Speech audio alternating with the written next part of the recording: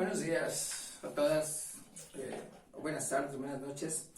Este video es para complementar la clase que hemos tenido sobre la articulación del Ecuador al orden geopolítico mundial que se comenzó a dar desde 1970, que había tenido ciertos antecedentes importantes, la mayor parte de ellos a partir de la Segunda Guerra Mundial, pero que en 1970 comienza a articular no solo a Latinoamérica, sino también a África, por ejemplo, al mercado mundial, y lo hace de una manera muy conocida ya, muy conocida. Recuerden que el punto en el que concluye la clase es aquel donde Ecuador comienza a exportar petróleo, pero comienza a exportarlo de una manera mucho más grande, a mucha más escala de lo que lo hacía antes. ¿Por qué? Porque, como habíamos dicho, se construye el oleoducto ecuatoriano. Ahora, aquí es donde entra el cómo nosotros, como país tercermundista, nos articulamos al sistema mundial. Y es aquí donde tenemos que hablar de lo que pasó en 1970. Aunque parezca en principio ilógico, el hecho de haber logrado sacar el petróleo desde el oriente y llevarlo hasta la costa por medio del oleoducto y desde ahí por barco, lo cual suponía un enorme ingreso. De hecho, nosotros aumentamos nuestro ingreso de un año al otro en el 46% más, o sea, en un 50% más. Entonces fue algo tremendo, por eso es que se les llamaba el boom petrolero. El problema fue que quienes estaban haciendo los estudios primero y las extracciones después eran, por supuesto, empresas estadounidenses. Bueno, la primera empresa fue, como vimos, Anglo, que era una empresa británica. Y ya con ellos habíamos tenido una deuda que venía desde la independencia, pero eso es otro asunto. El asunto es que ellos encontraron, Anglo, me refiero, encontraron petróleo en la península de Santa Elena, y nosotros estamos hablando del oleoducto transecuatoriano que va desde el oriente hasta la costa. Pues bien, este oleoducto costó, por supuesto, y los principales inversionistas de este consorcio, porque era un consorcio, era Texaco Gulf. Texaco Gulf es una empresa estadounidense dedicada al petróleo, como muy probablemente saben. Entonces, el asunto viene así, porque así es como funciona el patrón, por así decirlo, en estos casos. En 1970, el Fondo Monetario Internacional, que fue creado en 1944, ustedes recuerdan que fue creado en el contexto de los acuerdos de Bretton Woods, en ese año precisamente. Entonces se crea el Fondo Monetario Internacional y se autoproclama promotor de la estabilidad financiera mundial y de la cooperación económica internacional. Pero ya habíamos visto que para eso había el Banco Internacional detrás, etcétera, etcétera, etcétera. Ahora, esto no es verdad, obviamente, como ustedes lo verán. Les cuento la historia muy resumida para que después ustedes, si quieren, la puedan verificar con casos de otros países, porque no por nada el mundo detesta la política estadounidense del último tiempo. Lamentablemente estas cosas pasan. el Fondo Monetario Internacional en 1970 comienza a interesarse por ciertos países que estaban mostrando un leve desarrollo y por lo tanto podían entrar al juego económico internacional, especialmente América Latina y África, ¿ok? Así que decide darles créditos. ¿Cómo funciona esto? Una empresa X que busca, por ejemplo, petróleo, pide a un gobierno que le permita hacer exploraciones, y ellos pagan todo, por supuesto, para ver si es que hay petróleo en ese lugar. Y si es que hay petróleo, entonces hacer un trato. Por supuesto, ¿quién pone la plata para el equipo, para la exploración, para los estudios, para todo eso? Esta empresa. Pero luego, por supuesto, tendrá que reconocerse eso de alguna manera cuando se haga el acuerdo de exportación. Entonces, esta empresa, que está íntimamente ligada siempre a los gobiernos de Estados Unidos, por medio de los políticos que constituyen ese gobierno, ellos encuentran en Ecuador, en este caso, petróleo. Y le dicen a Ecuador y le convencen a Ecuador de que eso es la oportunidad de la vida. Pero por supuesto Ecuador no tiene dinero para invertir en la infraestructura necesaria para hacer el oleoducto, no solamente el oleoducto, sino que no tiene dinero para todas las implicaciones del oleoducto. Por ejemplo, para la creación de instituciones que administren esto, para una serie de cosas que no son estrictamente la parte técnica. Si hablamos de otro ejemplo, porque este otro ejemplo es muy clásico también y no se dejen engañar por esto. Cuando estas mismas empresas, pero no del campo petrolero, sino de, por ejemplo, el campo agricultor, descubren que hay grandes extensiones donde se da un producto como el banano, por ejemplo, estas empresas contactan, por así decirlo, o sugieren el contacto entre el gobierno y el Fondo Monetario. Y el Fondo Monetario le sugiere que para el desarrollo, para el progreso, es necesario el transporte. La gente siempre se fija en el transporte, en las carreteras específicamente, y lo ve como un signo de un buen gobierno. Pero mira cómo están las calles, qué bonitas, etc. En realidad eso es porque el préstamo tenía la intención secreta de construir un medio de transporte para sacar ese banano hasta el puerto.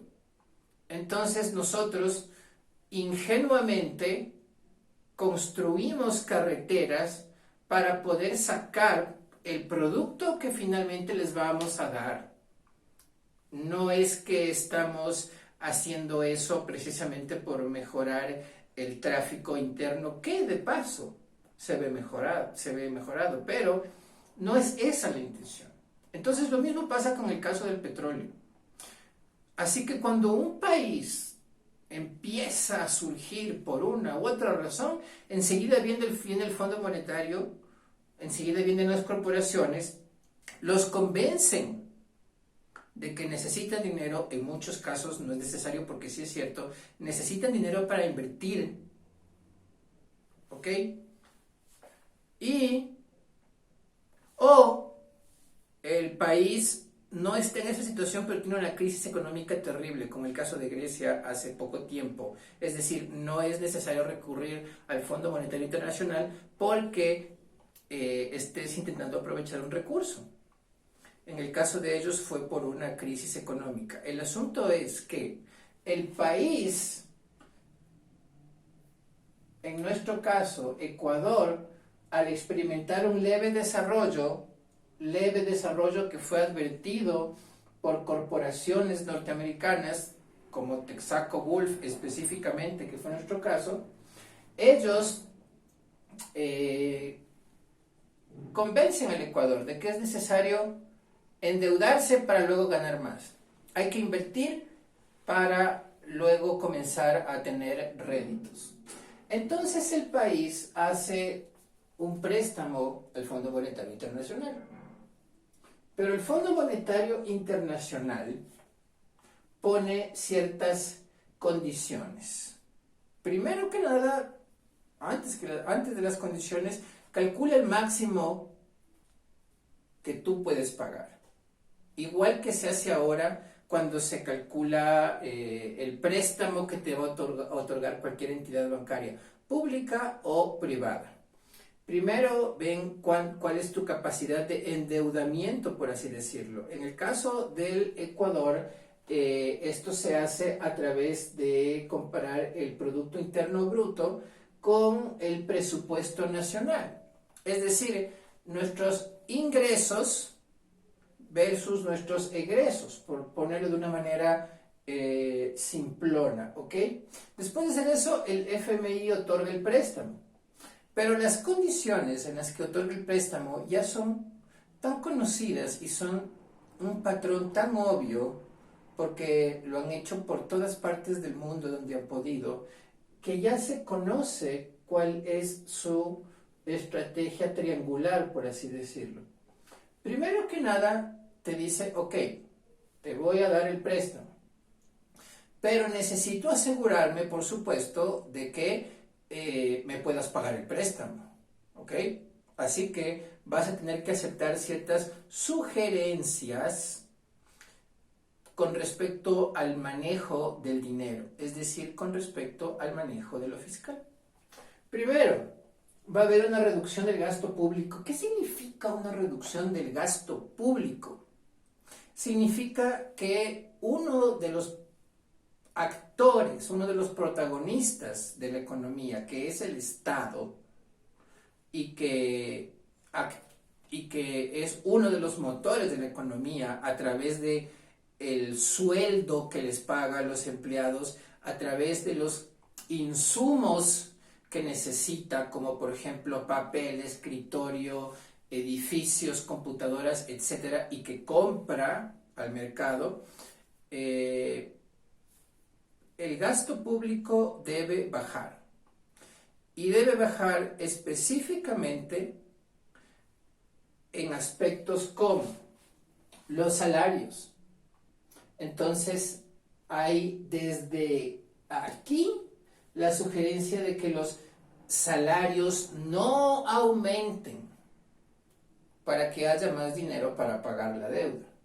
Así que todo el tiempo ellos mantienen un control indirecto, pero en realidad bastante concreto sobre cosas como salarios, sobre contrataciones nuevas y sobre contrataciones de nuevos insumos también.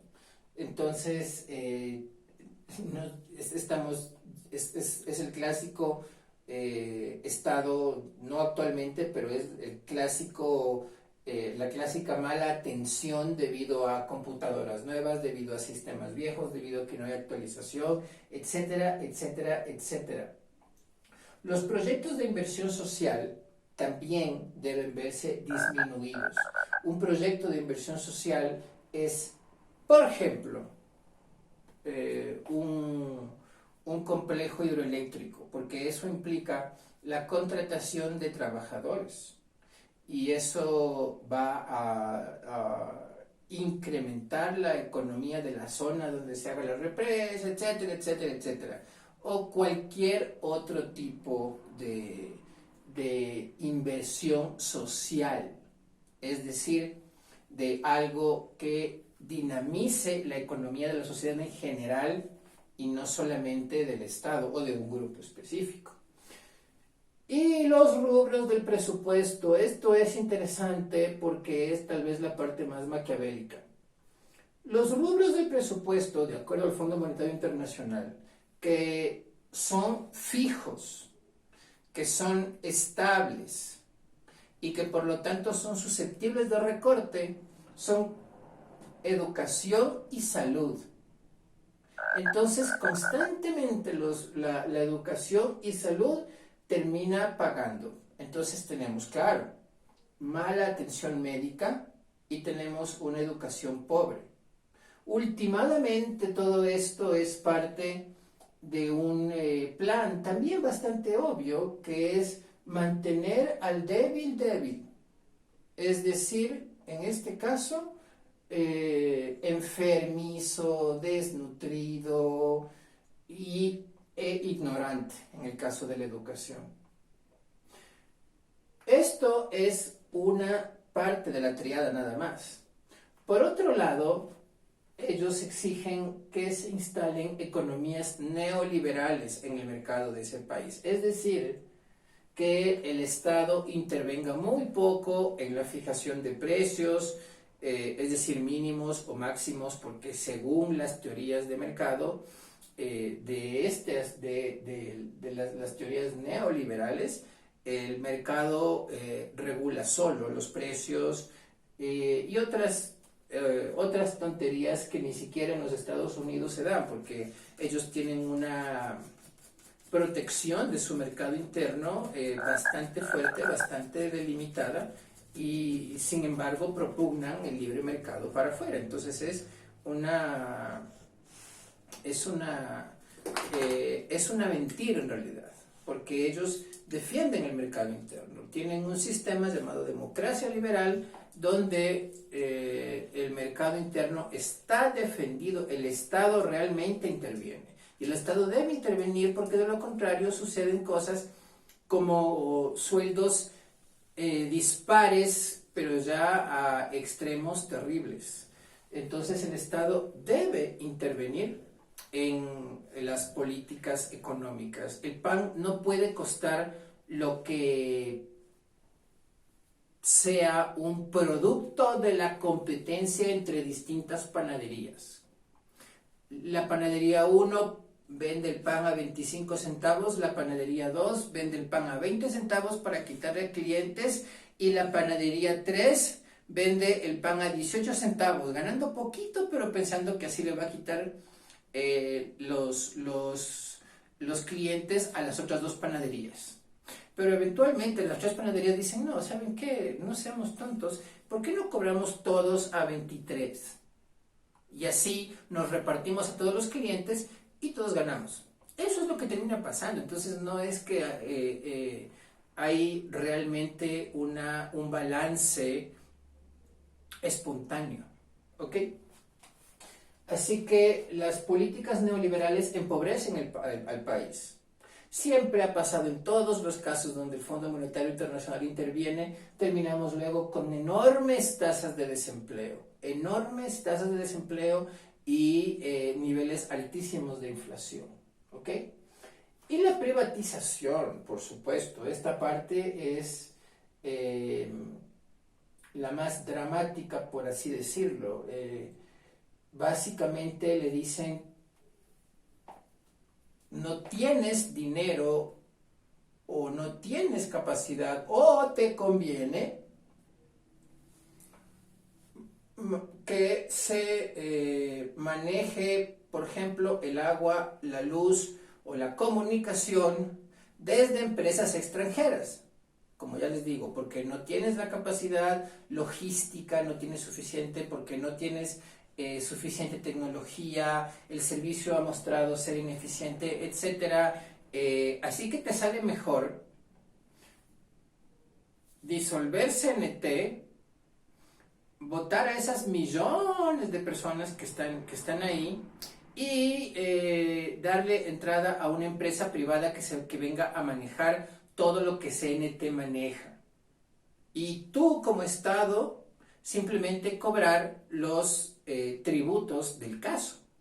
Y por supuesto el dinero por el cual nosotros compremos CNT, ¿ya? Eso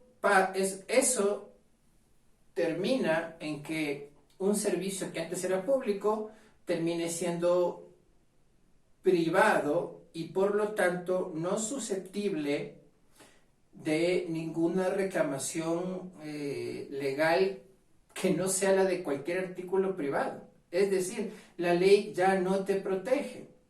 Ya ellos no pueden decidir cuánto cobran el kilovatio hora, ya tú estás expuesto a subidas de precios, ya sin aviso previo, ya tú estás expuesto a todo lo que hace una entidad privada a la que le interesa ganar dinero, porque ese es su objetivo, ganar dinero. Y para eso hay que maximizar las ganancias, cobrar lo más que se puede y reducir los costos.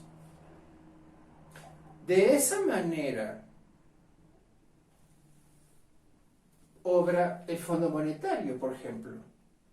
Hace que tú gastes lo menos posible en ti mismo, en tu desarrollo, y que destines casi todo al pago de préstamos y, por supuesto, te sugieren ciertas empresas. Te sugieren. Entonces, siendo que todo esto comenzó porque Texaco Wolf estaba aquí, fue que a la final Texaco Wolf fue